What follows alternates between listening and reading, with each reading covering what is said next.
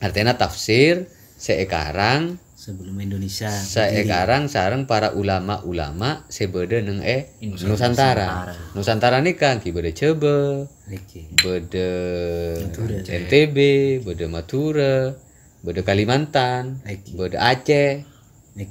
Bahkan ada sebagian dari Thailand itu namanya Patani itu juga masuk di kawasan Nusantara. Malaysia bagian timur itu juga masuk Malaysia. Brunei Darussalam. Nah, sehingga kekayaan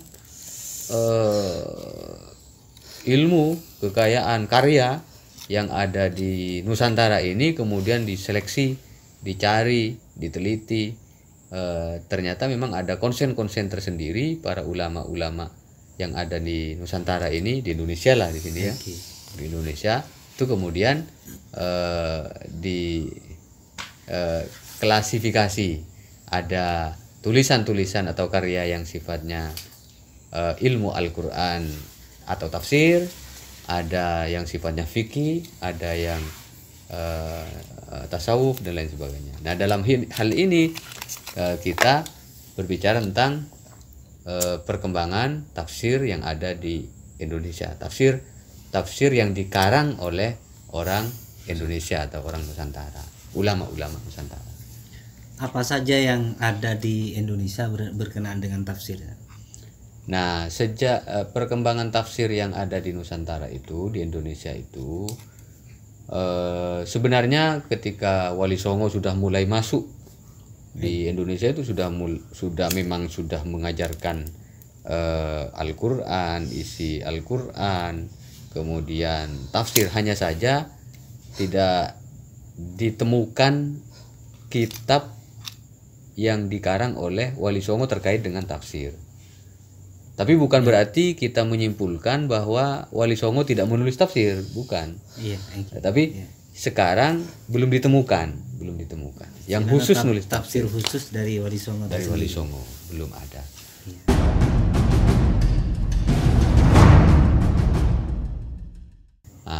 Makanya para pakar peneliti tafsir di Indonesia itu menemukan sekitar tahun 1600-an tafsir baru dibukukan di tahun itu, tahun 1600-an. Dan yang mengarang itu dari Aceh, dari Singkel. Namanya Abdur Rauf As-Singkili. Nama kitab Tarjuman Al-Mustafid. Tarjuman Al-Mustafid. Benih tarjuman dikarang oleh ke Abdul Hamid. Iya. Abdul Hamid. Tapi kalau yang ke Abdul Hamid itu kan tarjuman. Iya, tarjuman. Nah, itu luar biasa itu tarjuman itu, karena saya yakin bahwa apa yang ditulis oleh Abdul Hamid yang tarjuman itu ini masuk ke tarjuman nih. Itu luar biasa. Itu adalah perilaku, kegiatan atau keseharian yang dilakukan oleh beliau, sehingga juga ditulis dalam bentuk tulisan Apesa Madura. Indomo deki tarjuman nggak dito narasumbernya Ramama. Oh iki, saya kan toh, karena beliau kan salah satu pewaris secara nasab si cucu. Iya, di bawahnya cucu sudah. Cicit ya. Alhamdulillah kalau misalnya bisa silaturahim, soan, cabis ke Muhammad Palbeto, bagus itu, nanti menggali sumber. Menjadi tumpuan sekarang tafsir itu dominannya lebih kemana? Macam-macam. Tergantung pada kecenderungan orang, karena tafsir ini kan banyak kecenderungan. Kalau dalam ilmu tafsir itu namanya laun tafsir. Laun tafsir berarti mun laun kan bahasa terjemahan secara bahasa kan warna laun. Nah, beda tafsir yang launnya kecenderungannya itu ke tauhid. Jadi orang-orang saya memang mau mengkaji tauhid langsung dari tafsir ya mengkaji tafsir yang launnya ke tauhid. Ada yang ke tasawuf. Ada yang fikih. Jadi para ahli fikih yang mufassir sekaligus dia mengarang kitab tafsir sesuai dengan kapasitas beliau, kapasitas keilmuannya, sehingga dalam mengarang tafsir, dalam menulis tafsir kecenderungannya ke tasawuf. Berarti termasuk tafsir nikah ketika bab fikih itu ada dengan tafsir saya lebih ke dominan fikih. Iya, tasawuf, iya. Ada faknya masing-masing. Ada faknya masing-masing. Nah, kemudian pada perkembangan mau oleh memudahkan para pembaca, belajar, kemudian ada tema-tema. Mungkin nikah para pakar ilmu tafsir beri nama tafsir maudhu'i, tafsir tematis jandreng mangken. Tafsir tematis. Jandreng Arab tafsir maudhu'i. Jandreng Madura apa? Tafsir tema-tema. Oh, sesuai tema. Misalnya sesuai permasalahan. Orang Madura tak tahu sebenarnya orang Madura itu kan saya sehari kan tafsir mimpi guys. Oh, tafsir mimpi nikah. Bodoh kita pose khusus. Taktirul anam fi tafsiril manam. Bodoh mun maca ada ki ngaji khusus tafsir mimpi. Mungkin di lain video. Di lain video. Di lain pertemuan.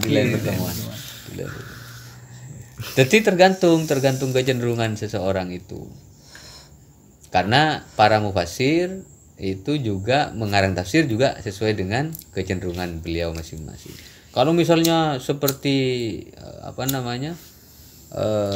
tafsir Al-Marawi misalnya, itu kan banyak mengupas tentang sosial itu, tentang sosial.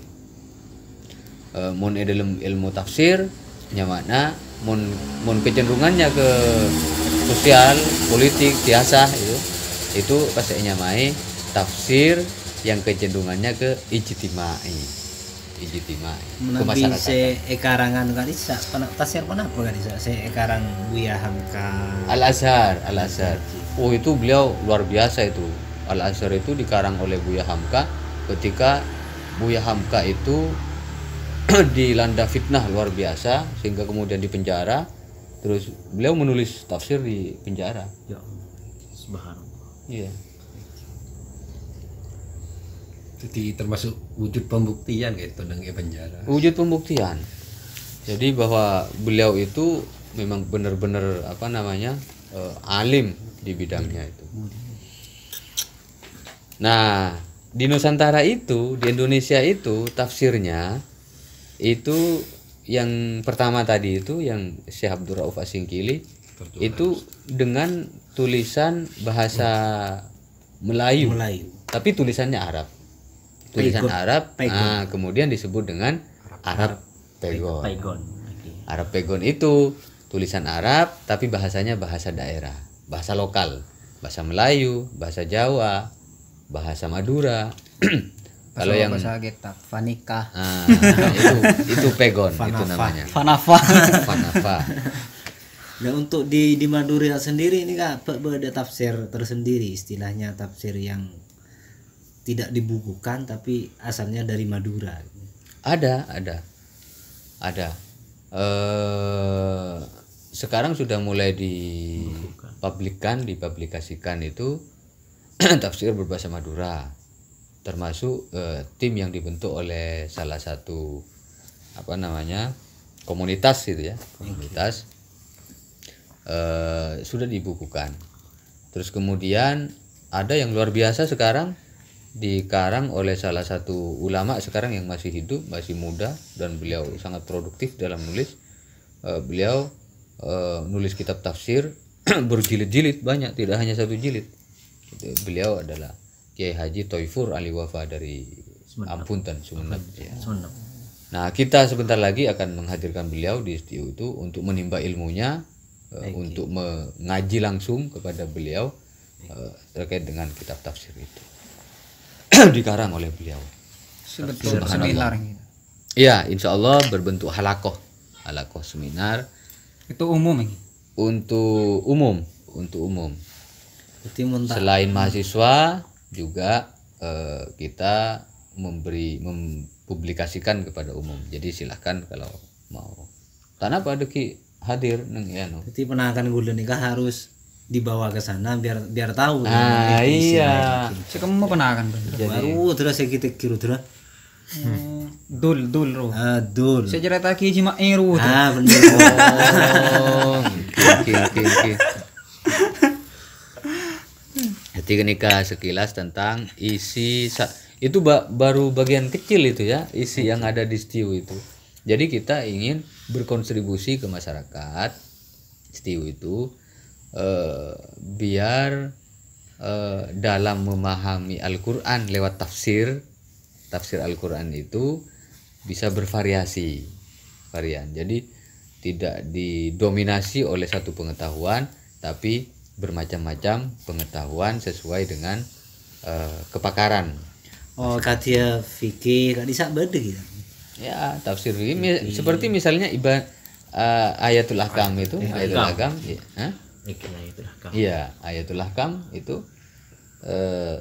fikih memang. Condong fikih. Memang beliau Syekh Ali As-Sobuni itu menulis kitab tafsir ayatul ahkam itu memang khusus terkait dengan fikih, hukum-hukum fikih. Berarti kan itu juga ayat sepon itu cuma mengandung ayat muhkam. Iya, mengandung fikih, mengandung hukum. Asli nateraban montro tahu sedih boleh.